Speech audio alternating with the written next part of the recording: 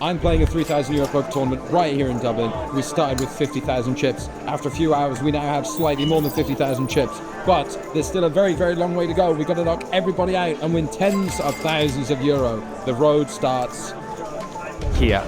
With late registration closed, this tournament attracted a field of 248 runners. That means that 31 of us will get paid. We started with 50,000 chips, and one of the first hands we played, I found myself 3 ways with ace-5 on 4-4-3. I had a check call. The turn was a 6. I check called again. The river's a 7. I've checked. My opponent's gone all in.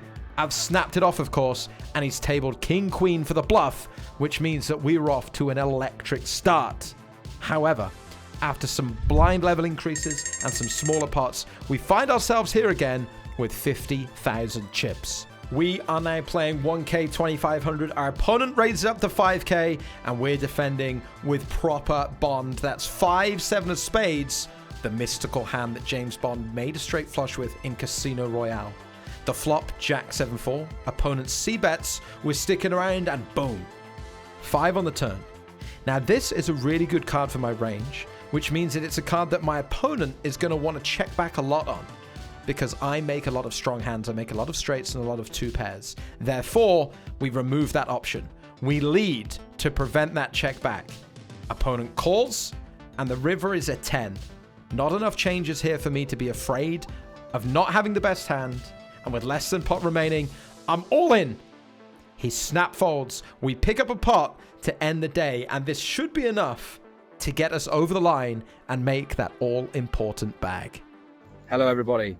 I bagged the 3K high roller. There you go. Day 1 done.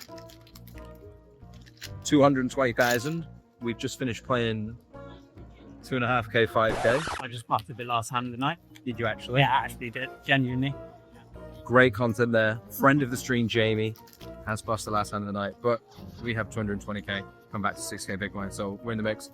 53 players left, 31 paid, 140K up top. See you tomorrow. Okay, folks, here we go. It is day 2 of the 3K high roller. Last night, as you just saw, I put 220,000 chips in the bag. We are about 20 or so from the money. It's all to play for. I'm hoping, obviously, we can run up our stack, sneak into the money, and then make a push for that all-elusive Irish Open trophy. Let's go. It's the start of day 2. We're near the money bubble. We're playing 3K, 6K with a big blind ante of 6,000, and I'm trying to have a nice, quiet start to the day. We pick up the ace-4 suited. I go for the limp to try and see a flop, and my opponent throws me straight into the cauldron. He shoves all in for just less than 30 big blinds. Now, I do think that these jams are quite a unique subset of the range. You're looking at some pairs that aren't going to play well on flops. You might be looking at some broadways that want to deny some equity blind versus blind. I do think you can discount hands like queens, kings, aces. The stronger stuff probably going to trap. But what if my opponent is jamming deuces and 3s and like king jack and king queen? Our ace-4 suited is going to do okay. I even throw in a time bank chip before ultimately deciding probably has a few too many ace-5s, ace-7s, ace-8, maybe jams pocket 6s to deny my jack 10s and my queen 10s. I think he's just going to be a little bit too strong here. So at the start of the day, we try and get in for a cheap one. We're immediately punished, and we're throwing our hand into the muck. The first hand of the day, we were denied a chance to see the flop, but that is not going to be the case when we come up against my dear friend and fellow PokerStars team pro, Kenny Hallett. He's raising the button and will defend the big blind with 10-9 of hearts. The flop is not great. It's ace, king 10, 2 diamonds, 1 club. We get a little sniff of something, and when we check, we do expect Kenny to c-bet all the hands he raised pre-flop with, especially given the fact that we're near the bubble and he's going to start applying pressure to my hands. And boom, there it is. We turn to pair. The turn is a 9, but it is on a very dynamic board. We do not like many rivers. We're not going to like an ace. We're not going to like a king. We're not going to like a queen. We're not going to like a jack. We're not going to like a diamond. We're not going to like a club. There's barely anything we do like.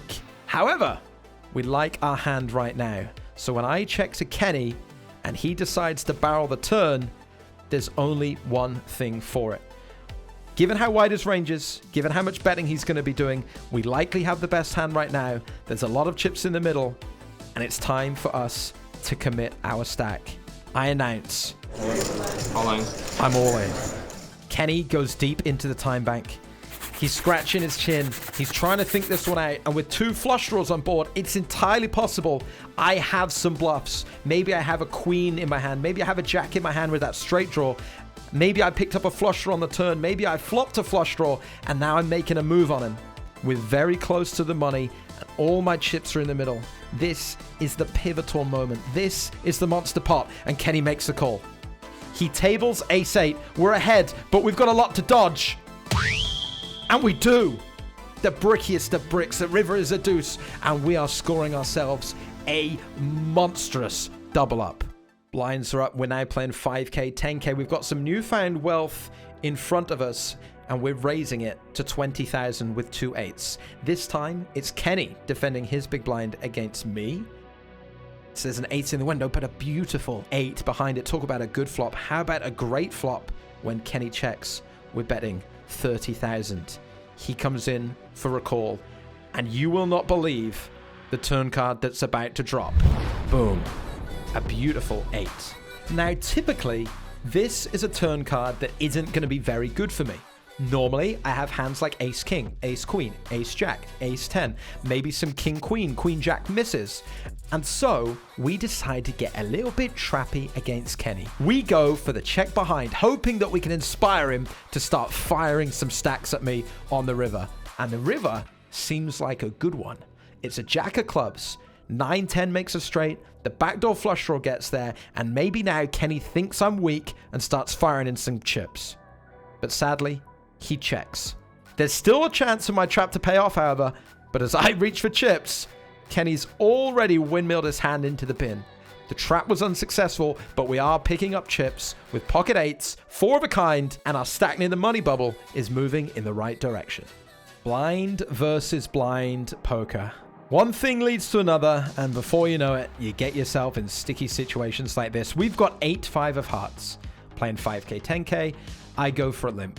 So far, so reasonable. I hope you'll agree. The flop, jack 6 deuce, 1 heart. Opponent to my left, plays quite snug, plays quite tight, and so we decide to go for a harmless stab. Let's take down the pot right here, right now. Okay, he's not going anywhere just yet. He's going to call. That's fine. But once he does call, I'm almost certainly just going to give up. I don't want to get into any mess. Okay, well, if the turn's a 7 of clubs and I turn open-ended, of course I'm going to have to barrel. We can get him off queen high now, king high now. Maybe we even start pressuring a deuce or a 6 on the flop. I'm going to fire 37,000, but then I'm done. Okay, he's called again, and the river is an ace. Maybe I'm not done just yet. The way this guy plays, I really feel like he's going to fold a 6 or a deuce on the turn. He doesn't have that many 7s, so he's either going to have a jack or a busted flush draw. Maybe he sticks around with some ace highs, but I don't think he has as many ace highs as your average player. Most players will get sticky with bare ace high on the turn. I don't think this guy does that. I think he folds ace high on the turn. So mostly, in my mind, we're up against a busted flush draw or a jack. Now, I know what you're screaming in the comments. Spraggy, you've got ace high. Please just give up. We want to see a deep run. We want to see you make a run at the money. We don't want you to bubble. Can you just tap the table for once in your life? No. But what I will do, I'll meet you halfway. I'll bet just 2 big blinds. Because if he's got a jack, I don't think we can necessarily get him to fold it, even if we use our entire stack. But if he's got a flush draw, he's probably just going to fold immediately for 2 blinds.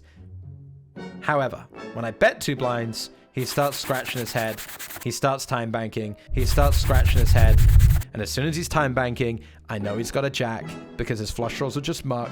So now we're waiting for him to seal our fate. I know he's going to call before he knows he's going to call. And eventually, he reluctantly flicks in the 2 big blinds. I announce that he's good because he is. I've got 8 high. He tables jack 10. It's a very strong hand, blind versus blind. And we're going to lose a small one. It could have been worse, but I couldn't not bluff.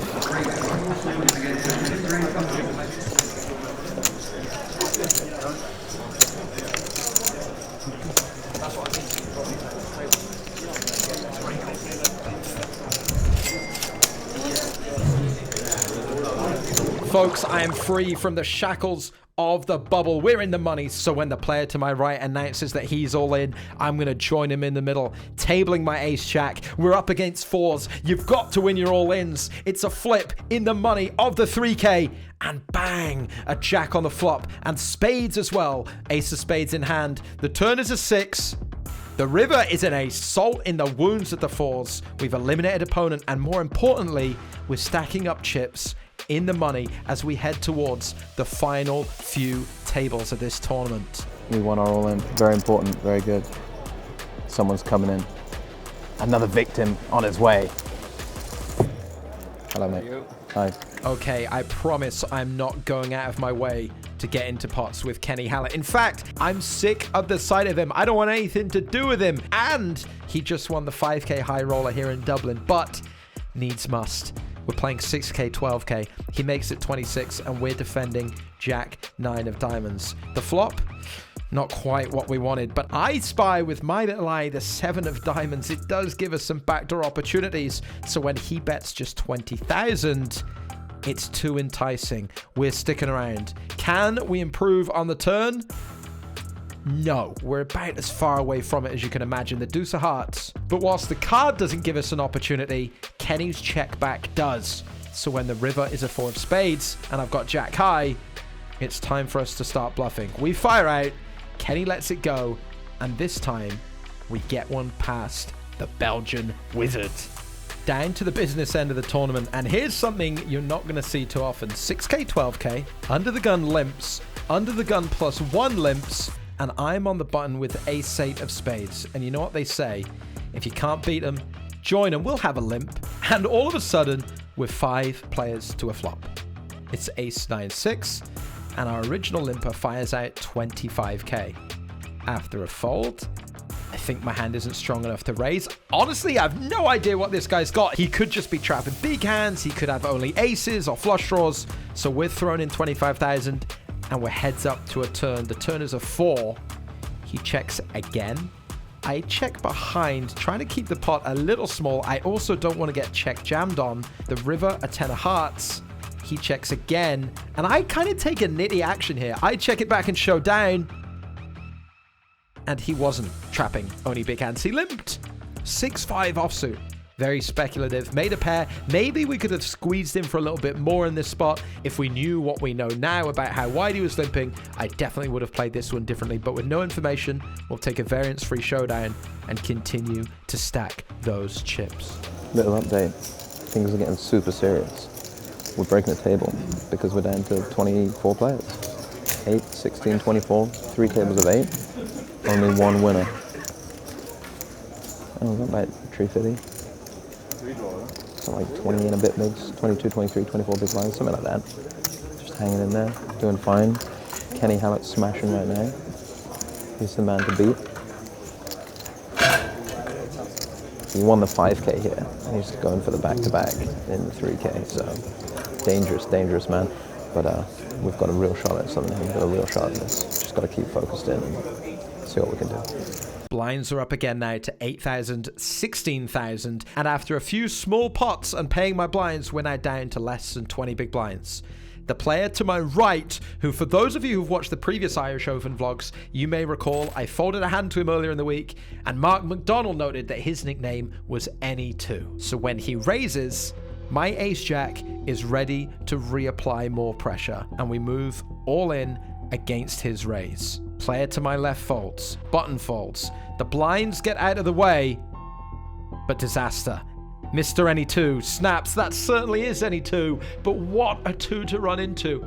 Pocket aces for our tournament life. We are drawing all but dead. Dealer, give me a sweat one time. We flop a straight draw. We have a gut shot. We turn open-ended. 1 card away. Save me!